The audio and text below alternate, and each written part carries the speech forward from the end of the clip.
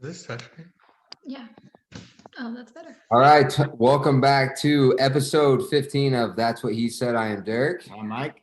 And true to our promise off of our last podcast, we are going to make an effort to have external guests on our podcast. Yes, we finally delivered on a promise. We did. And so this is our first time having a happily married couple joining us. This is Scott and Nicki Vogel. Hi, guys. Hey. Hello. So thank you guys for joining. So one of the things that I think is important to us, I mean, obviously, Mike and I come from a divorced situation with kids, and, we've talked a lot about our experiences, and we thought it was important to bring in somebody you guys have been married now for what, 10 plus years?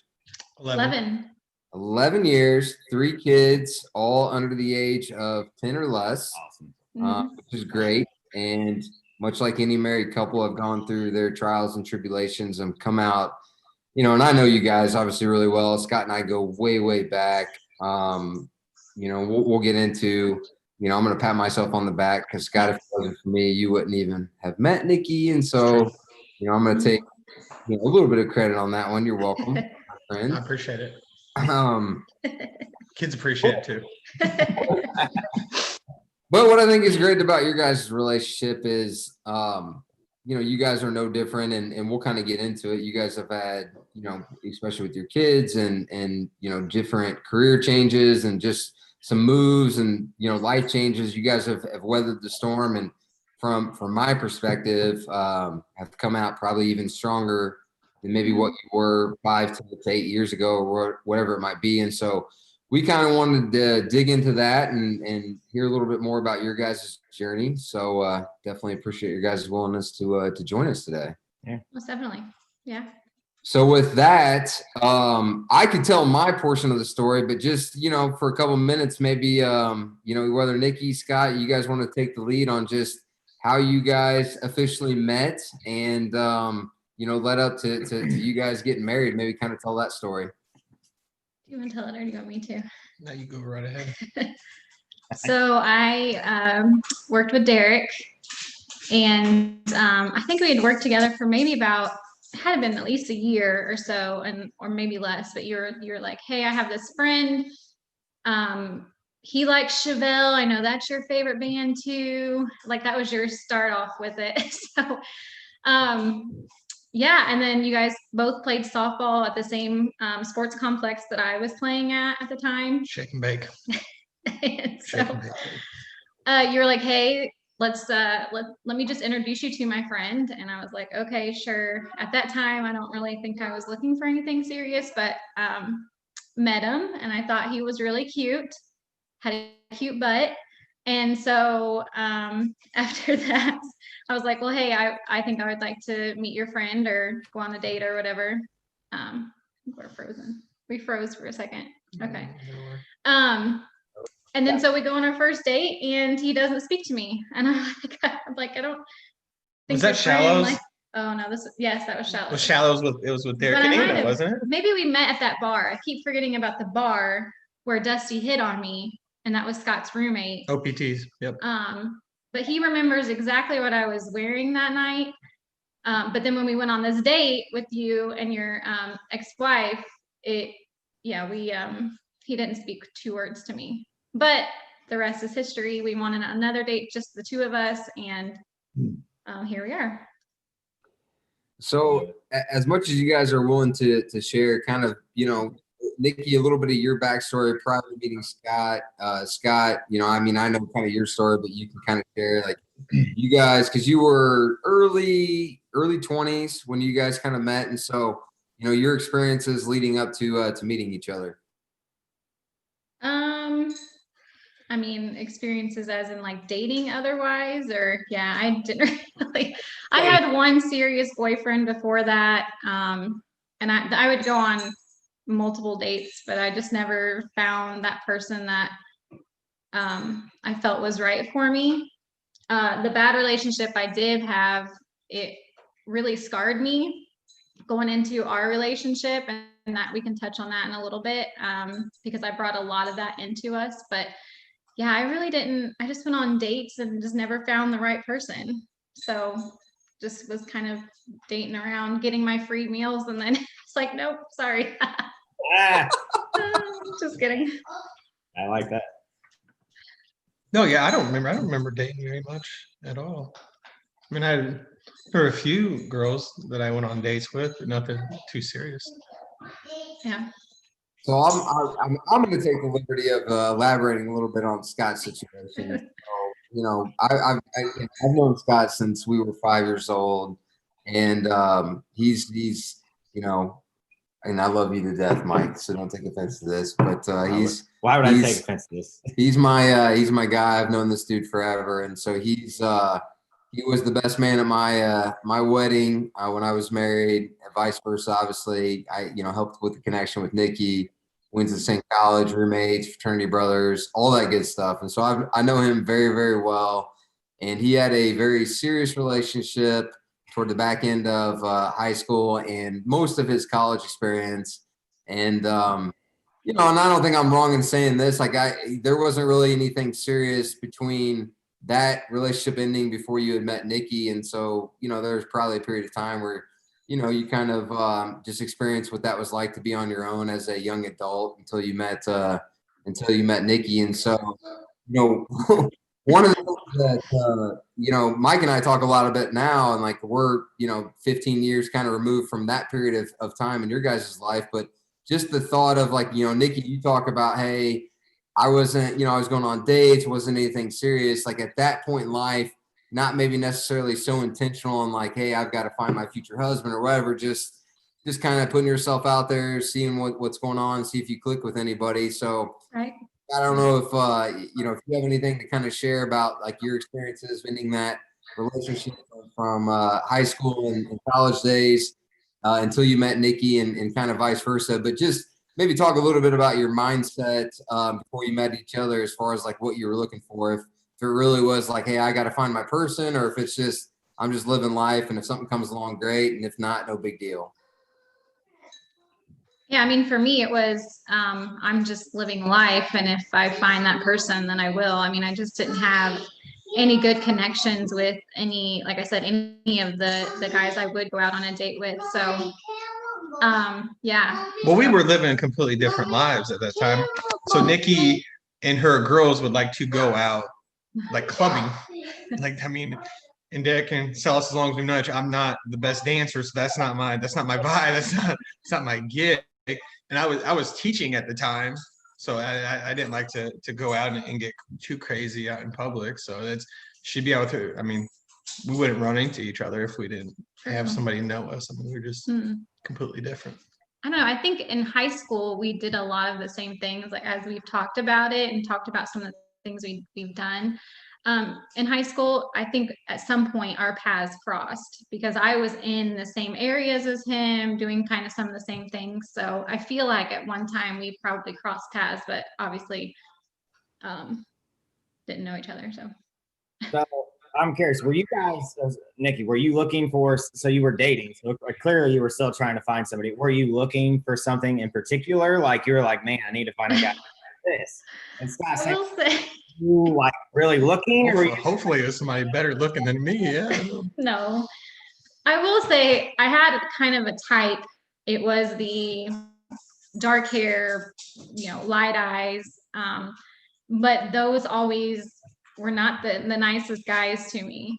So I mean, he has the really pretty eyes that I like, but I mean, it wasn't really a look that I probably would have even glanced at. But I mean, when I did have hair though back then. You did. I did have You a little bit of hair. Yeah. little bit of hair, more than now. Looking like at the outside stuff. You weren't like looking for like, I need a guy that's religious, or I need a guy that's like job. Like you were still in that stage of I just want somebody pretty hot. Well, I think that I mean, that was my problem though. That was the problem I was falling into. I kept going for these guys that were my type, and they weren't right for me. They didn't treat me right. They didn't they were not nice to me. So and we really didn't have anything in common for the most part for the ones I did spend a little time with. So So do you feel like you were at a stage where you still weren't sure, like as far as long term, like what you wanted, as far as like just like the type of guy, not maybe the attributes, but just the type of guy? Like, were you like, man, I really need a guy who's like got a good family, or is any of that even crossed your mind yet at that point when you met Scott? I mean, the thought of just someone that I could really get along with and was nice to me, yeah. The amount of like familiarity or similarity that we have really shocked me and from the get-go. So I was always I always knew that I could find someone that I could have similar interest in, but I never knew it would be like this. So yeah, sorry. So let me ask you this. So every relationship, you know, the first, you know, 3 or 6 months, there's, you know, it's the honeymoon phase, everything's going well. As you guys look back on your guys' relationship, what was that kind of first, like, all right, you know, we're past kind of the honeymoon phase, like this is our first test where, you know, there's some real shit, or there's a real issue, or there's something that we've got to kind of, you know, we really got to discuss, like, what was it and how did you guys approach it? No, I don't remember. I really don't. No, it was, I mean, I don't. There's only like one thing that really got in our way, and that's my something. job, wasn't it? Like, yeah. When I started traveling a lot for my job. When he started traveling, we had 3 young kids under 3. I was already very insecure about myself. I've always been insecure and had these insecurities my whole life. I hate that part about me. I really do. But my previous relationship, I was cheated on, totally blindsided, was not expecting it. And I brought that into our relationship. And so there would be times where I can be question master in general, so I can ask a lot. I tend to ask a lot of questions just because I'm curious. But I would ask the annoying questions like, who are you with? What are you guys doing? Oh, is she cute? I mean, it was ridiculous. If you look at it, it was ridiculous. But when I had the kids, it amplified once he started traveling and I was home all the time. You know, I just finished college, you know, right before I turned 30. I mean, it got bad. It got really bad. Okay, so that's the second time you've mentioned that you brought in past relationship and this relationship. And clearly it was something about jealousy and things like that because you were cheated on, which, you know, we understand. Yeah. So I'm curious, how did you guys get past that? What did Scott do anything to make you feel better? Did you guys work together, or did you just figure out like he's not him? Like what process happened for you to feel better? It took a lot for me just to be like, look, he is not like these other guys. He's not going to do it. And he had told me that multiple times. He had reminded me. The biggest thing is, you know, he would get really upset and have a boiling point of me bringing some of this stuff up, which I don't blame him. But for the most part, the thing I love most about this and about him is that he was patient. He was very patient. You know, he understood that, you know, that's not something about me that comes out that I'm proud of. And so I feel like he just really was really, really too nice, I think, in some moments to me, because I would get pretty bad and get these crazy thoughts in my head, and it was ridiculous. But yeah, basically his patience. I think it helped too. Well, when I was traveling was when I had all the schools, and then when Seldon got in trouble, then they closed down all those schools, which, I mean, that also I think definitely helped as well. I went from traveling every single week I would start out every Monday through Wednesday, I'd be gone, and then I'd be back, and then when that all got down, I didn't travel hardly at all. Yeah. So that, I mean, it helped. And I don't really think it was necessarily so, like, I really genuinely liked all like the women I met and that he worked with, and I don't necessarily think it was something like that. I think it was more too jealousy of him being with them, right? Here I am home with the kids, and you're out and you're being able to go out and have some drinks and do all these things. And it was happening often. Yeah. And so then that's when, you know, if I know that they're going out and they're all drinking together, then these thoughts in my head start creeping up. And it was happening often. And that's where I got to a boiling point. Yeah. And I mean, Chubby, you know me, I'm a flirt, man. It's not like I do it on purpose. It's just part of me. I've probably done it. I fuck with dudes. I fuck with Mike all the time. If you think about it. So I mean, and I know that about myself. I know that about myself, and that didn't help either. Well, like, and I'm always, I mean, I'm curious, like those very specific like conversations. It's like there's no playbook. I mean, it's case by case based on relationships and how comfortable you are with each other. But like, I have definitely learned like that is a hallmark of a healthy relationship is like you kind of create that safe space where if you know, Nicki, like what you're saying, if you bring in insecurities from a past relationship, like I think that is a admirable trait to at least be able to be self-aware enough to be like, hey, like I have an insecurity that has come from something in the past. Like I own it. Like I know it's an issue. So I'm gonna at least talk to you about it. And like it takes a special somebody to not shame you, I guess, to not make you be like, well, like, you know, fuck you for talking about something that happened that, you know, happened before you met me or whatever. And so like you talk about Scott being patient and all that stuff. Like, you know, Scott, I'm curious from your sense, like, you know, and you guys don't have to go into like super details about those conversations, but like I am kind of curious, like when those moments came up, like what were those specific things that maybe you said to Nicki or like how those conversations just went in general where like you kind of helped her feel, I guess, safe in the relationship to where it didn't like her doing the right thing and bringing it up didn't like now it's driving a wedge in your relationship and you've used it as an opportunity to maybe bring you guys closer. I really don't. I don't remember those comments. I mean, it happened so long ago, man. But some of them didn't. It was one of the Christmas parties ended. It was awful. I mean, that's probably the worst fight we've been in. It snowed. Then we couldn't get a taxi. I remember that. It was before Uber. The taxi called. Then they never came. Oh man, so we had to have your sister come out and get us. But you're giving me a hard time at the work party because you're like, oh, did you? I don't know. Yeah, it was ridiculous. I was being ridiculous, and it was those thoughts again that just kept creeping because some of these women that he would travel with would come up.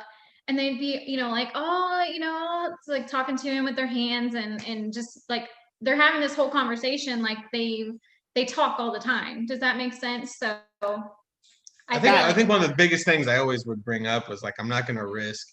I mean, you know how much Skylar Nicole. I mean, she was basically Nicki. I'm not going to risk, you know, hanging out with my daughter every single, you know, seeing her every single day growing up just for some random thing at work. You know, that's not what I'm trying to do.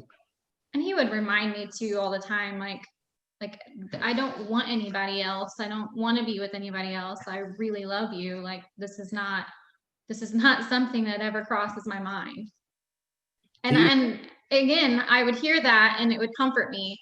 But then, you know, I just would still, again, it was the traveling and the constantly being home. So once that happened again and would start again, it would kind of start the cycle over again. Do you feel like now, like let's just say Scott started traveling again, do you feel like now you guys are at a point where you don't worry, or do you think that's still there and that it's just circumstantial that you don't have to worry about it? You know, it's really weird. When we moved 2 years ago, there was an instance that happened and it was bad. And it really kind of opened my eyes to, okay, Nicki, you need to get your shit together. You need to get it together and get these thoughts together because you're getting ridiculous now. And so kind of being down in Sellersburg and being away from everybody and kind of that always busy, always having to go somewhere. We were with just each other. And that really changed me. And to come to find out, I also have hormones. My hormones are all whack. And that's normal after having kids and each kid that you have. So I've been in the process of trying to get all that regulated. But if he was to travel now, I would not have an issue. No. I mean, would I ask questions? Again, I'm question master, so I might ask questions, but it wouldn't be anything like it was in the past anymore. No. Okay, so I'm curious. So I'm gonna kind of like, you guys haven't mentioned any of this stuff, but I'm just gonna kind of like quick note it. You guys have changed jobs, you've changed careers, you guys have moved from where you know everybody to an area where you don't know anybody. Right. You guys have 3 children that were under 3 at the same time, and you have an autistic kid. Yes. What has kept you guys sane with each other, that you guys did not look at each other as this is your fault? Like, why are our lives not how we want it yet? Like, what are we doing? Like, why are we moving? How come we don't have careers? But whatever it is, like, it's normal, like, couple stuff. What do you think is the key that's kept you guys together and you guys still close and not looked at each other as like the problem, but just like, let's work together and we're going to do this? Like, what is it that you guys have had that you think is the most important? Is it patience? You guys have already mentioned patience. Is it? He's my best friend. I love him more than anything in this world. And, you know, whatever things come along our way that don't work out, I mean, we will work through them together. And so it'll be fine. I still think loyalty is probably mine. Back when I had my Crohn's surgeries and I was in the hospital for geez, like a full week or so, whatever. Like yeah, Nikki would. I don't think we were married yet, were we? No, we weren't married yet. No, I think we were just married. I don't know. Who knows? It But might have been just. yeah, we'll just say we were either married. We were getting or, close. No, yeah, maybe we no, were. Because I think you proposed like a month later. Oh yeah. Okay. Yeah, but anyway, yeah, no, she. So here I am. We weren't really. I don't think we were married yet. We weren't. But yeah, I have surgery, and she stayed in the hospital with me. Like, she slept on a couch. I mean, it wasn't even a couch. It was more like a chair. She just sat there. She slept there every night with me just to make sure I was okay. So that's something I still think about. Oh. Love it, guys. You guys are awesome. It's amazing hearing you guys say that stuff. So, like, as you guys have progressed through your relationship, like, as these things have come up, like, do you, when there's disagreements or when there's challenges, like, do you guys have like a set way of like, hey, like, we're gonna sit down, like, we're gonna talk about it, like do you have like a procedure behind, or is it just like, hey, as it comes up, like, yeah, we do the exact opposite of that. Yeah. No, we're just both very stubborn. Yeah, we are. So instead of talk, we don't, like, we chirp and then we get the hell away from each other.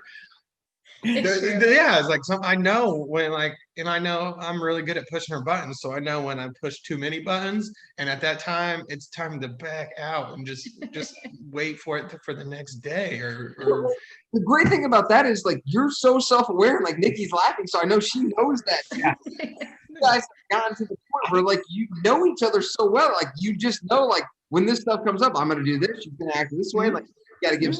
Yep. You guys are in such a rhythm now. It's self-awareness. I feel like it's amazing. Yeah, because she will not stop.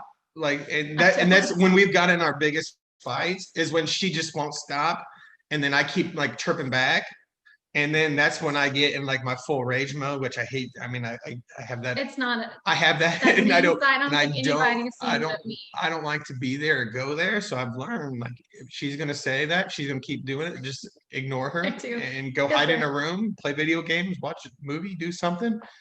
And it's crazy because it's like a light switch. She'll like calm down and be like, "So you want to watch a movie? What are you watching?" And it's like, you were just screaming at me, yelling at me. Yeah. 3 hours ago. Now it's. I think too, and so, you know, I have some of these tendencies where I can be very OCD. And my dad has OCD, and my sister does, and so I can get kind of obsessive about certain things, and so I'm self-aware, and I'll catch myself, and I'll hear him start to kind of get irritated, and I'll be like, I know, I can't help myself. I know. And then we'll walk away. So, yeah, I think that helps too. Again, with me just being in a better mindset as well. So, you know, we kind of touched on like all the things that you guys have done with the moves, and you know, as Hudson's amazing, and I know that the third kid is on kind of the scale with autism. I know that there's some challenges there.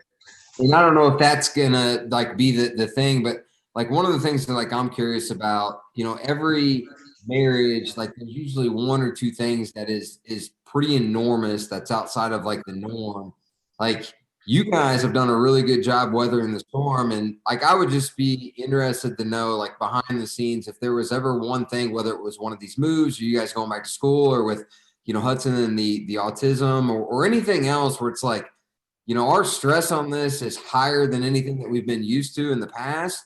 And we're kind of at each other's throats, and we maybe dealt with this a little bit differently. And I mean, you guys are great now. Like, you're probably better now than I've ever seen you guys. It's like, obviously it's worked out, but like, you know, everybody talks about marriages, whether it's the 7-year itch or this or that, where like there's these moments where it can either bring you closer together, or it can drive you apart. You guys have figured it out. So if you wouldn't mind sharing, like, can you call out like 1 or 2 things where like, man, like there was a 2-month period of time where this was stressful as fuck, but like, here's what we did and here's how we made it work.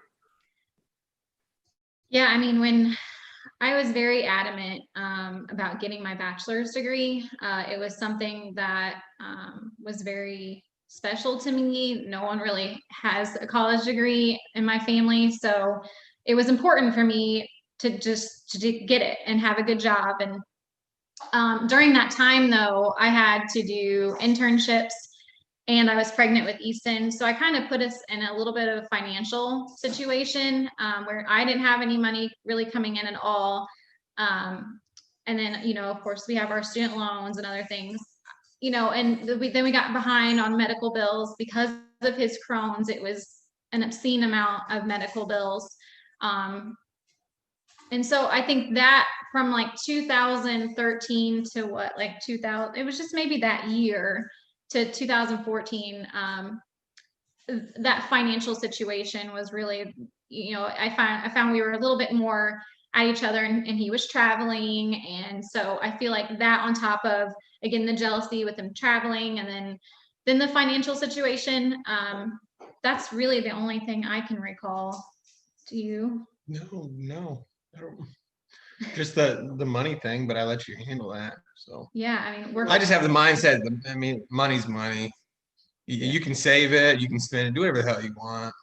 Is the way I've.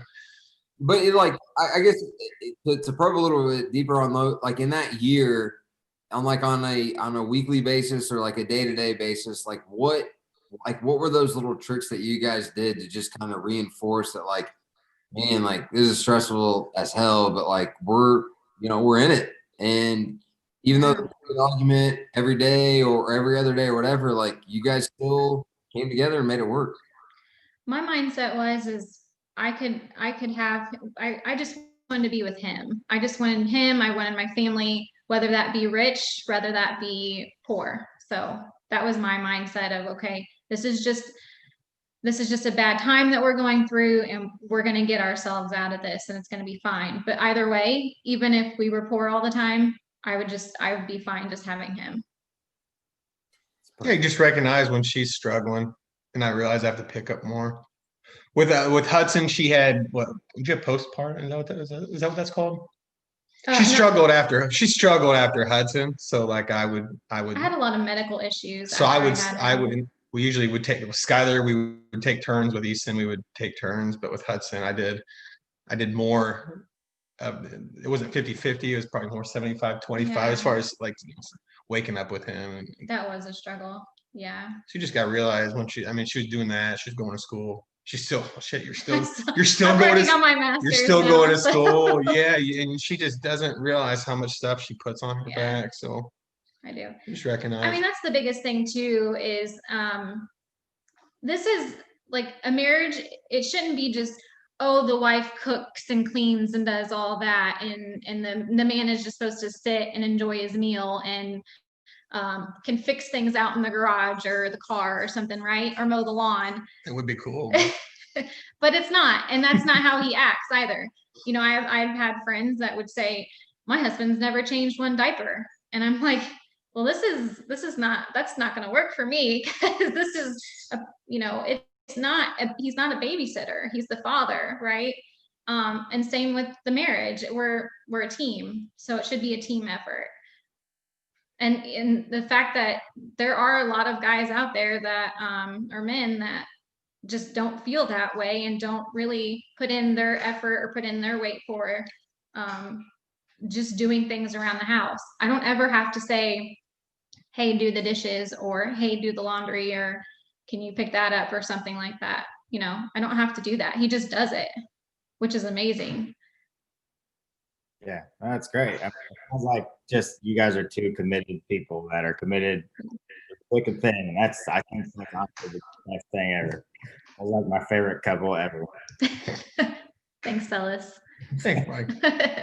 Well, yeah, I mean, because there's always that mentality of like, grass is greener, and at some point it's these challenges, whether it's financial or whether it's jobs or kids or whatever. It's like I don't feel like I have somebody that's in this as much as I am, and I wonder what that other side looks like. And you guys have weathered that storm, and I don't know if those things have ever crossed your mind. I would assume it hasn't. Maybe it has because everybody's human a little bit, but you guys have always come back to the loyalty and the trust and the honesty and made it work, which is absolutely amazing.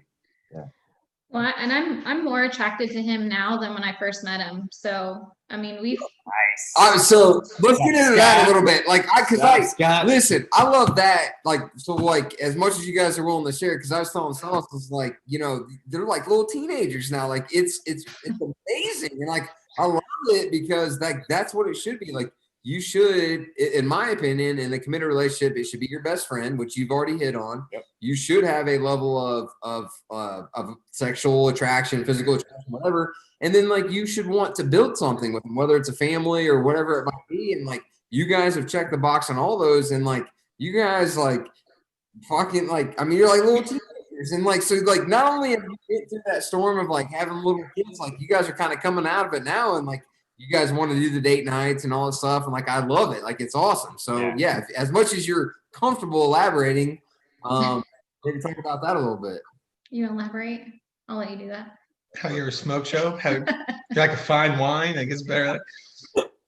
Yeah, when we were just at the, I don't know if we told you guys this, when we were at the casino a couple weeks ago, she got carded. And the guy was like, so what address do you live on?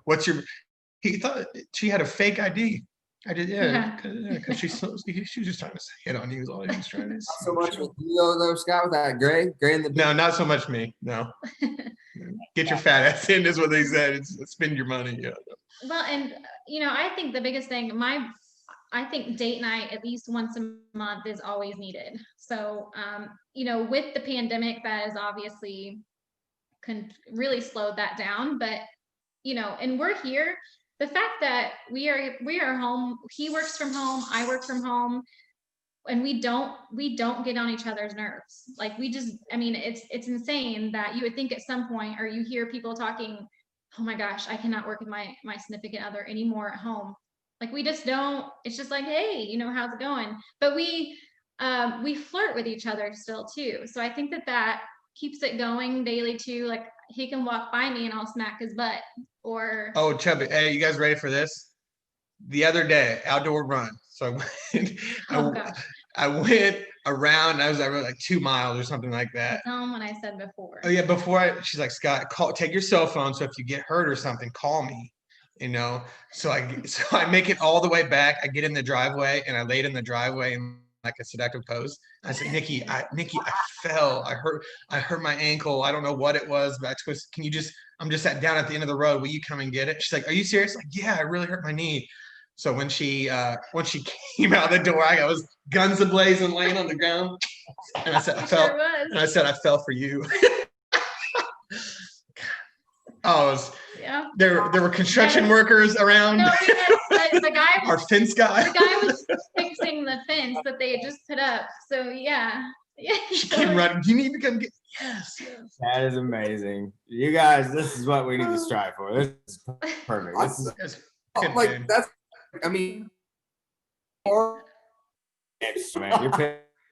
wrong.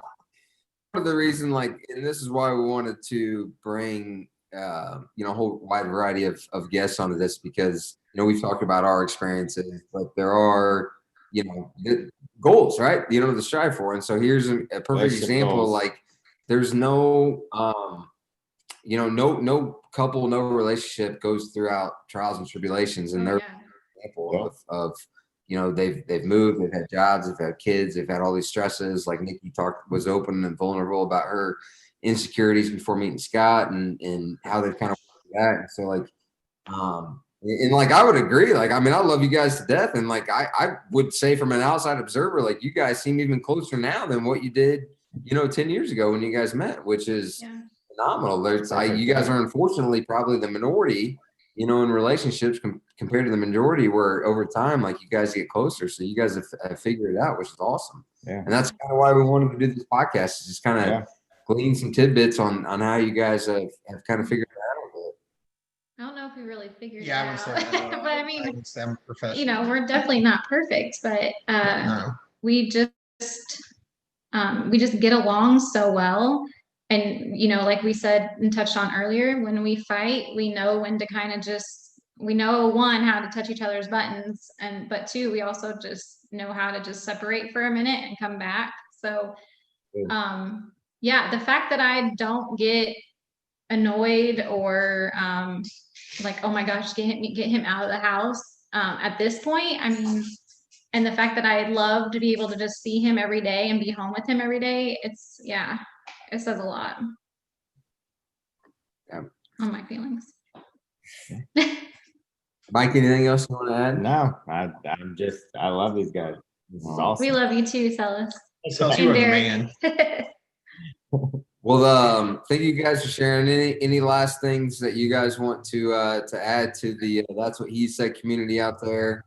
Obviously, we're trying to, especially from a men's perspective, help educate and shed light on some stuff. So, Scott, I know you're a man of words. Anything that you want to add? No, I think it's cool what you guys are doing. I think it's great, man. It's definitely not easy.